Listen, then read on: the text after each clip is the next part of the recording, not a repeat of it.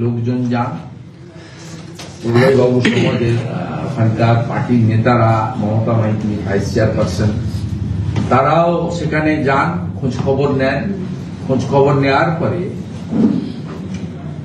দিলীপ পাল বলেন যে আমার কাছে প্রস্তাব ছিল বিজেপি ছাড়তে হবে, তৃণমূলে যোগ দিতে হবে, আমি রাজি হইনি বলে আইপ্যাক পূর্ব মেদিনীপুরের এসপি সৌম্যদীপ ভট্টাচার্যকে দিয়ে ক্যাক করেছে। এমনি ভিলেজ পুলিশ বা সিভিক ভলেন্টিয়ারদের চাকরির কোনো গ্যারেন্টি নেই। এদের সামান্য 9,000 10,000 টাকা বেতন দেওয়া হয়, রিনুয়াল সিস্টেম। তারপরেও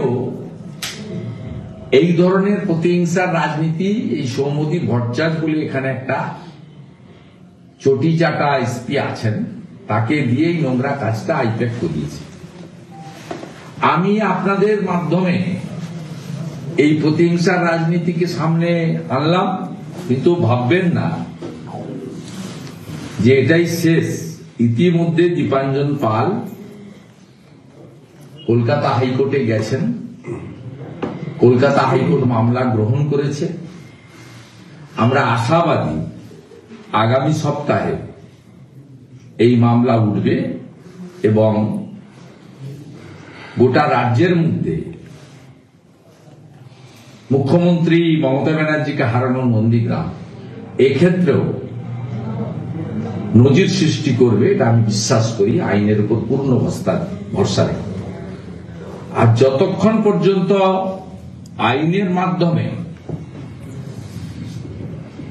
এই লড়াইতে দীপাঞ্জন বা দিলীপ পাল না জিতছেন, ততক্ষণ পর্যন্ত ওই সামান্য অর্থ রাজ্য সরকারের, মমতা ব্যানার্জির ব্যক্তিগত অর্থ নয়, তার পার্টির টাকা নয়, ট্যাক্সের টাকা, জনগণের টাকা, আমি দীপাঞ্জনের বিকল্প ব্যবস্থা করেছি এবং রাজ্য সরকার যা টাকা দেন তার থেকে 1 টাকা হলেও বেশি অর্থ পাওয়ার ব্যবস্থাও আমরা করেছি।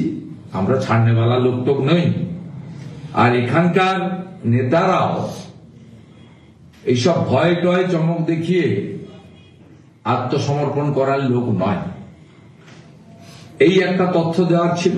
পাশেই দিলীপ পাল আছেন, জেলার জিএস মেঘনাথ দা আছেন, মেঘনাথ পাল, জেলার ভাইস প্রেসিডেন্ট ওই এলাকার নেতা প্রলয় পাল রয়েছেন, পঞ্চায়েত সমিতির সহসভানেত্রী ওই এলাকার নেত্রী আমদাবাদ 2-এর মমতা মাইতি রয়েছেন এবং অভিজিৎ ভাই রয়েছেন আমাদের। আলিপুরদুয়ারের জীবন বাবু, মানে জীবন দাস আর কি, জীবন দাস যে জীবন রয়েছে তার, তিনি যে জীবিত সেটা প্রমাণ করাই এখন তার দায় হয়ে দাঁড়িয়েছে। অথচ দেখুন সরকারি প্রকল্পের যে টাকা পয়সা সে সব কিছুই তিনি পাচ্ছেন, কিন্তু তারপরেও জীবিত থাকলে আরও একটা অধিকার পাওয়া যায়, ভোটাধিকার, সরকার গড়ার অধিকার। সেই অধিকার তার নেই। কেন নেই? অথচ তিনি তো কৃষক ভাতা পাচ্ছেন, রেশন পাচ্ছেন, ভোট দেওয়ার অধিকারটুকু পাবেন না কেন?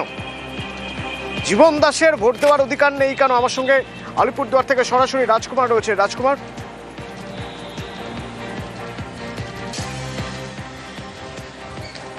একদমই জয়। অতনুদা দেখো, এই প্রশ্নই কিন্তু জীবন দাস করেছে যে গণতান্ত্রিক দেশের নাগরিক, তিনি সশরীরে ঘুরে বেড়াচ্ছেন, সরকারি প্রকল্পের টাকা পাচ্ছেন, কৃষক ভাতা পেয়েছেন, কিছুদিন আগেও কৃষির ঋণ নিয়েছেন, সেই ঋণ শোধ করে আবার নতুন করে ঋণের আবেদন করেছেন, কিন্তু নির্বাচন কমিশন বলছে তিনি মৃত, তার ভোটের কোনো অধিকার নেই। এই ভুলটার কারণে, নির্বাচন কমিশনের এই ভুলের কারণেই কিন্তু যে তার যে গণতান্ত্রিক অধিকার, সেই অধিকার প্রয়োগ করতে পারছেন না জীবন দাস। ইতিমধ্যে কিন্তু চারিদিকে যখন এসআইআর চলছে, এসআইআর এর ফর্মও জীবন দাসকে দেওয়া হয়নি, কারণ ভোটার তালিকায় জীবন দাসকে মৃত বলে দেখানো হচ্ছে। কিন্তু কিভাবে হলো এই ঘটনা, এটার ছানবিন করতে গিয়ে আমরা যেটা জানতে পারছি যে এই জীবন দাসের মা হচ্ছে যোগমায়া দাস, যিনি মারা গেছেন, এবং এই যোগমায়া দাসের মারা যাওয়ার পরে ডেথ সার্টিফিকেট দিয়ে নির্বাচন কমিশনের কাছে যোগমায়া দাসের নাম কাটানোর জন্য আবেদন করেছিলেন তার ছেলে জীবন দাস। কিন্তু মৃত মায়ের নাম কাটার পরিবর্তে জীবন্ত জীবন দাসের নামটাই কেটে দিয়েছে নির্বাচন কমিশন। আর সেই কারণে মৃত মায়ের নামে এসআইআর ফর্ম এসেছে, কিন্তু জীবিত যে ছেলে জীবন দাস তার নামে আর SIR ফর্ম পাঠায়নি নির্বাচন কমিশন, ফলে তিনি ভোটাধিকার থেকে বঞ্চিত হচ্ছেন, এই রকমটা কিন্তু আশঙ্কা করছেন। যদিও BLO জানিয়েছে তার নাম 2026 নির্বাচনের আগেই তুলে দেওয়ার ব্যবস্থা করা হবে, সেই আইন রয়েছে। অতনুদা, ধন্যবাদ। আমি যখন আমার SIR ফর্ম আসছে না, আমার বাড়ির বাবার আসছে, আমার মৃত মা 2 বছর যাবৎ মালও আসছে, আমার ছেলের আসছে, আমার বউর আসছে, তখন আমি বললাম যে আমার ফর্মটা পরে ওপর দেখতে হবে। পরে আমি 2002-এর লিস্ট বাই করলাম, আমার নাম আছে। 2025-এর লিস্ট বাই করে দেখি, তখন আমি বুঝতে পারি আমার ডিলিট করা আছে। হ্যাঁ, BLOকে বলছি, BLO পরে বলছে যে 6 তারিখে ফর্ম আসবে, এই ফর্মে আবার করতে হবে। তো আপনি এমনি সরকারি সুযোগ সুবিধা এখন পাচ্ছেন? সরকারি সুবিধা তো আমার রেশন ঢুকছে, 19 তারিখে আমার কৃষক নিধি ঢুকছে। আমার যে সুপারভাইজার আছে উনাকে বলছি যে উনার মা হলো জগমায়া দাস, উনারটা ডিলিট করতে গিয়ে উনার নামটাই ডিলিট হয়ে গেছে। ফর্মটা আমরা যে জমা দেই তখন তো ওদের ডেথ সার্টিফিকেট সহ দিয়ে দিয়েছি, কিন্তু এখন ওটা যে কেমন করে ডিলিট হলো ওটা তো আমরা বলতে পারবো না, কিন্তু আমরা ওদের নামটা তোলার জন্য আমাদের অপশন আছে, আমরা নতুন করে ফর্ম ফিল আপ করে দিয়ে দেবো। তো এবার মানে নতুন BLO, আগে অন্য কেউ করতে, আমার যে এক্সিকিউটিভ আছে অঞ্চলে উনার সঙ্গে কথা হয়েছে, জীবনদার সঙ্গে উনার নীতিদার কথা হয়ে গেছে। একরকম কড়া এবং বেনজির সিদ্ধান্ত নিয়েছে নির্বাচন কমিশন। আমাদের রাজ্যে SIR এর কাজ কিরকম হচ্ছে তা পর্যবেক্ষণের জন্য ভিন রাজ্যের 3 অফিসার আসবেন।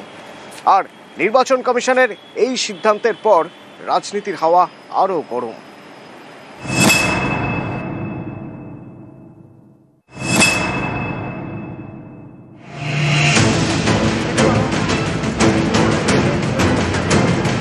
ভোটার তালিকায় বিশেষ নিবিড় সংশোধন, পশ্চিমবঙ্গে চলছে SIR। এই SIR নিয়ে এবার নজিরবিহীন সিদ্ধান্ত নির্বাচন কমিশনের।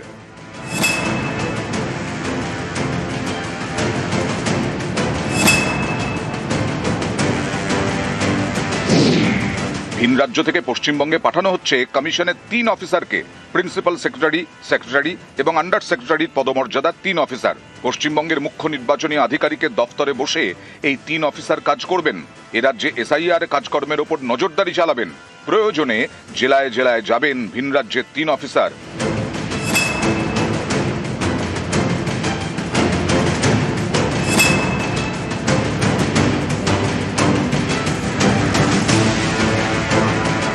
বিহারে SIR শেষ, পশ্চিমবঙ্গ সহ 12 রাজ্যে এখনো চলছে। এর মধ্যে শুধুমাত্র পশ্চিমবঙ্গে SIR নজরদারিতে ভিন রাজ্যের অফিসার নিয়োগের সিদ্ধান্ত কমিশনের, যা নজিরবিহীন বলেই অনেকের মত। বুধবার দিল্লিতে নির্বাচন কমিশনে যায় বিজেপির প্রতিনিধি দল। পশ্চিমবঙ্গে নিরপেক্ষ পর্যবেক্ষক নিয়োগের দাবি জানায়। এরপরেই নির্বাচন কমিশনের বেনজির নির্দেশিকা।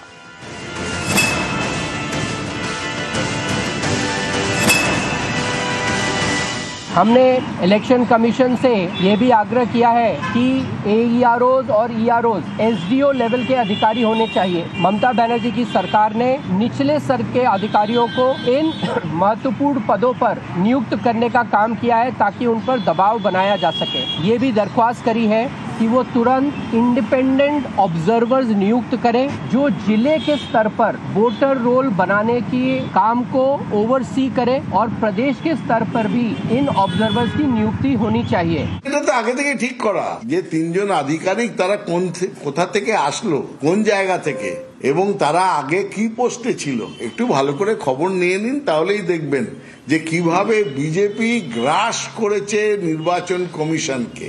রাজ্যের মুখ্য নির্বাচনী আধিকারিকের দপ্তরে একাধিক অফিসার রয়েছেন, তারপরেও এই 3 জন অফিসার কাজ করবেন সিওর তত্ত্বাবধানে থেকেই।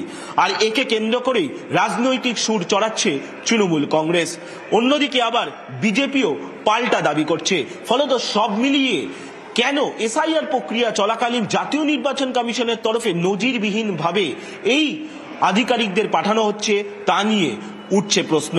ক্যামেরায় খোকন দাসের সঙ্গে সোমরাজ বন্দ্যোপাধ্যায়, নিউজ 18 বাংলা, কলকাতা।